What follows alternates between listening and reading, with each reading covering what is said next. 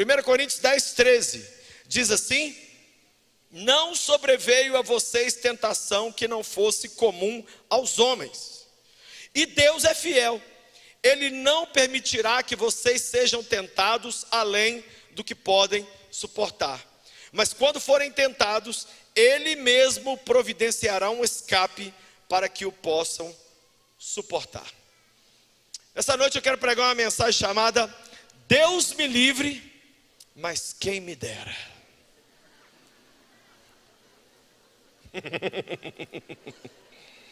Deus me livre, mas quem me dera. O que é Deus me livre, gente? É uma oração, sim ou não? Sim ou não? Deus me livre. Mas o que é quem me dera? É um segundo momento, quando você começa a brincar com um determinado pensamento, que no início você sabe que é errado, mas logo num segundo momento você fala assim: mas espera aí, pode ser, quem sabe? Deus me livre, mas quem me dera. É uma frase muito usada hoje no Brasil, e eu vou transformar essa frase toda em uma palavra: tentação. Eu quero falar hoje sobre tentação. Por quê? Porque nós precisamos vencer as tentações. Não há cristão que não seja tentado. Jesus foi tentado em todas as coisas. E se você é cristão como Ele, também será tentado em todas as coisas. Por que muitos de nós caímos? Por que muitos de nós temos uma vida espiritual fraca? Porque não nos preparamos para as tentações. Vivemos a vida cristã achando que, não, a coisa, eu vou vivendo, vou pagando minhas contas e no final vai dar tudo certo. O cristão verdadeiro, o cristão consciente, ele se prepara para as tentações. E é importante começarmos diferenciando cada um. Quem é o diabo? O diabo não é a tentação, o diabo é o tentador. Diga comigo, tentador. O que é a tentação? A tentação é a proposta. Fala comigo, a proposta. E o que é cair na tentação? Diga comigo, cair na tentação. Cair na tentação é dizer sim para a proposta. Então, quando você é tentado, você não está pecando não. Esses dias um jovem me procurou e falou: Lucinho, entreguei a vida para Jesus aqui no altar da igreja, já tem 3 anos, mas não passa um dia que eu não sou tentado na área da homossexualidade. Eu falei para ele: você praticou isso nesses 3 anos? Ele falou: não. Eu falei: você está vivendo a vida de um cristão. E eu disse mais para ele: e se você não estivesse sendo tentado na área da homossexualidade, você estaria sendo tentado na sua heterossexualidade. E se não fosse na heterossexualidade, estaria sendo tentado no seu orgulho. E se não fosse no seu orgulho, estaria sendo tentado na sua ira. E se não fosse na sua ira, estaria sendo tentado no seu egoísmo. E se não fosse no seu egoísmo, estaria sendo tentado na sua mentira. E por aí vai. A verdade é que a gente acha que tentação tem a ver com sexualidade, e eu quero tirar completamente da sua mente esse pensamento nessa noite. Tentação não é sexo. Tentação é todo convite ou insinuação do inferno para que a gente faça aquilo que vai contra a palavra de Deus. Tudo que é contra aquilo que a Bíblia manda a gente fazer é uma tentação. Mas eu tenho uma boa notícia para você. Se você está sendo tentado, é porque você pertence a Jesus. Porque o não cristão não é tentado, ele é obrigado. O não cristão, ele não tem escolha, ele tem que pecar, porque ele não tem dentro dele uma força chamada Espírito Santo para se opor à tentação. Eu e você podemos olhar uma tentação na cara e falar assim: eu até estou querendo, mas eu tenho uma força dentro de mim que me diz não vá, e eu não vou em nome de Jesus. Agora o não cristão, ele não consegue. Há um tempo atrás eu conversei com um jovem, já contei aqui, e eu disse para ele, eu falando para ele de Jesus, ele falou assim: eu até gosto dos crentes, mas eu não quero converter porque crente não pode nada. Falei: quem não pode nada o quê, rapaz? Deixa de ser bobo. Ele falou: não pode não. Ele falou, eu falei: como assim você está falando? Ele falou assim: por exemplo, eu fumo e você não fuma. Eu falei: eu vou te provar que eu sou livre, você é o preso. Quer ver? Para de fumar. Ele falou: eu não consigo. Ele falou: eu posso posso fumar, mas eu não quero fumar. Porque boquinha que mamãe beijou, eu não vou pôr. Minha avó chamava o xixi do Satanás. Eu não vou pôr a maminha do Satanás na minha boca. Ok? Então eu sou livre, porque eu posso fumar e não quero. E você quer parar de fumar e não pode. A pessoa está presa na tentação. Os filhos do diabo, gente, precisam pecar. Eles não têm força para não pecar. Mas os servos de Deus têm força para dizer não para a tentação. Então, primeira coisa, faz assim. Por quê? Se você está sendo tentado, isso mostra que tem alguém te tentando. E se esse alguém está te tentando, é porque você não é dele. E se você não é dele, é porque você pertence a Jesus Cristo, Senhor. E você é dele para sempre, para sempre, para sempre.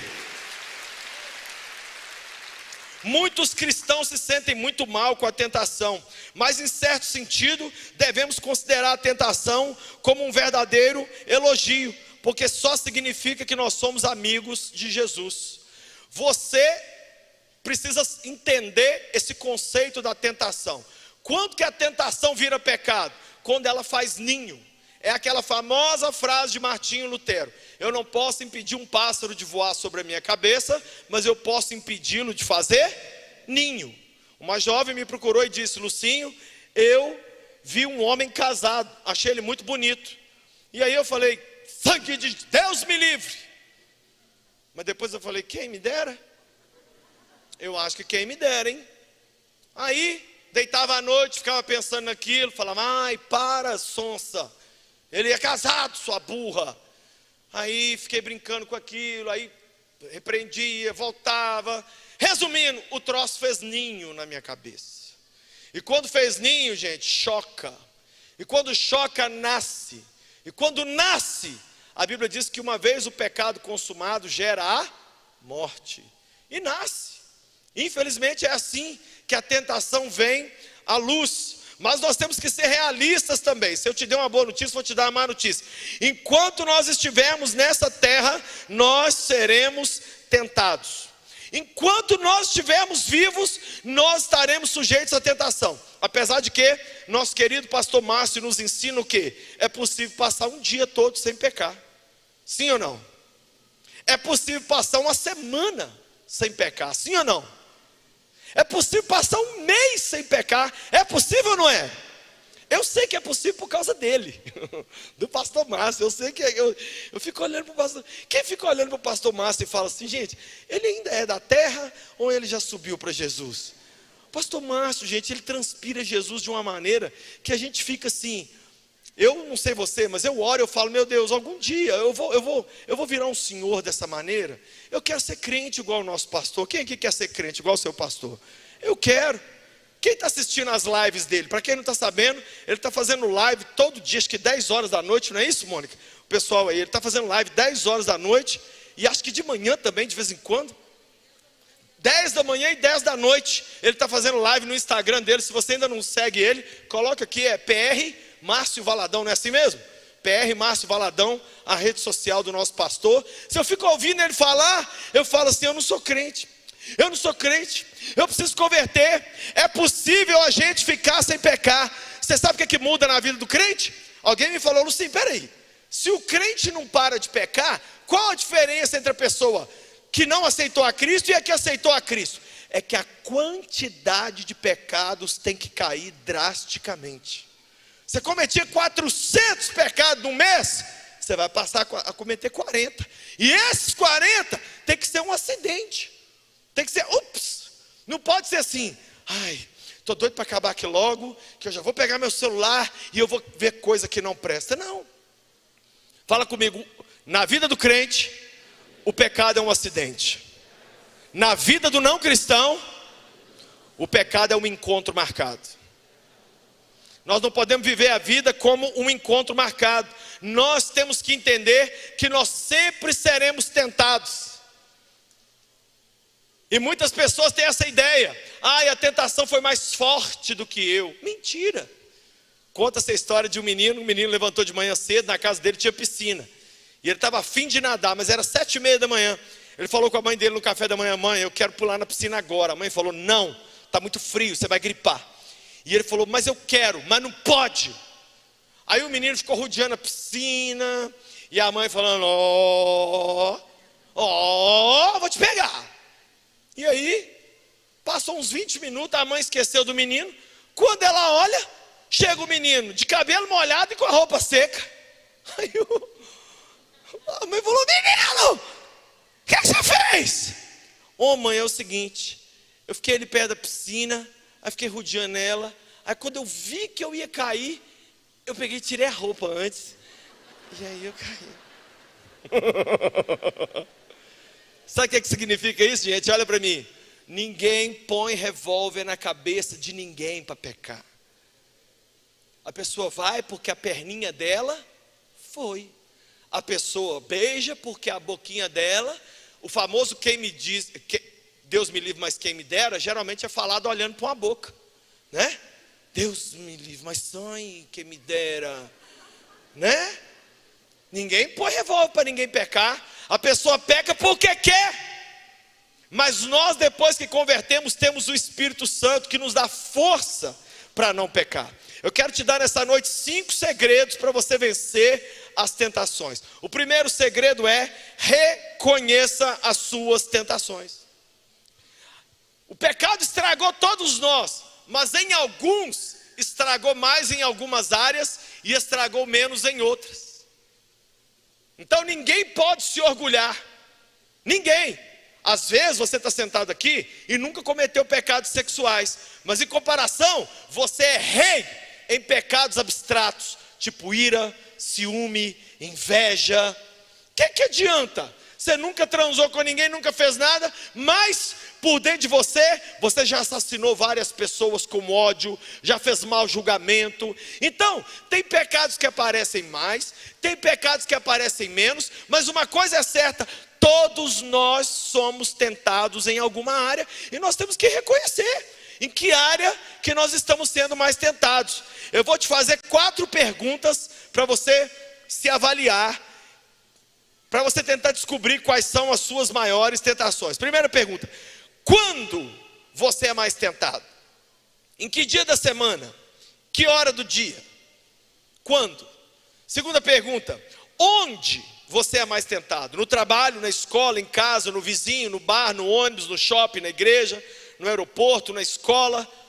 Onde acontece a maior parte das suas tentações? Terceira pergunta: quem está com você nos momentos que você é mais tentado? Seus amigos, colegas de estudo, colegas de trabalho, no meio da multidão de estranhos, com seu namorado ou sozinho? Quem está com você quando você é mais tentado? E quarta e última pergunta: normalmente como você se sente quando você está mais tentado? Se sente só, se sente cansado, magoado, entediado, decepcionado, deprimido, carente, traído, alegre? Quando? Em que estado de espírito você está? Quando você reconhece as suas fragilidades, você consegue vencê-las. Eu me lembro que alguns anos atrás, eu fiz um jejum muito bravo, uma época, e eu resolvi fazer uma lista dos 30 pecados que eu mais cometo. E eu orei muito, jejuei muito, e eu fiz essa lista. Eu ando com essa lista plastificada e guardada. Por quê? Porque eu não venço um inimigo que eu não conheço. Se você não, quem sabe, quer ver? Quem sabe você está sentado aqui, e você é uma pessoa que tem um pecado terrível, sei lá, pensa um pecado terrível aí, ódio, e você nem sabe que tem. Sabe por que não sabe que tem? Porque nunca reconheceu a sua tentação de matar as pessoas no seu coração. Se nós não reconhecemos nossas tentações, nós caímos. Quando você identifica, gente, o que a medicina diz? Quanto mais cedo o diagnóstico de uma doença, mais fácil é curá-la. É assim ou não é assim? Mas se você descobre que você tem uma tendência a uma determinada tentação tarde na vida, você já vai ter errado e pecado naquela área várias vezes. Quem sabe você tem uma tentação de falar demais, e você fala: não, eu estou só falando para os irmãos orar. Não, não tem nada que é para os irmãos orar, é fofoca.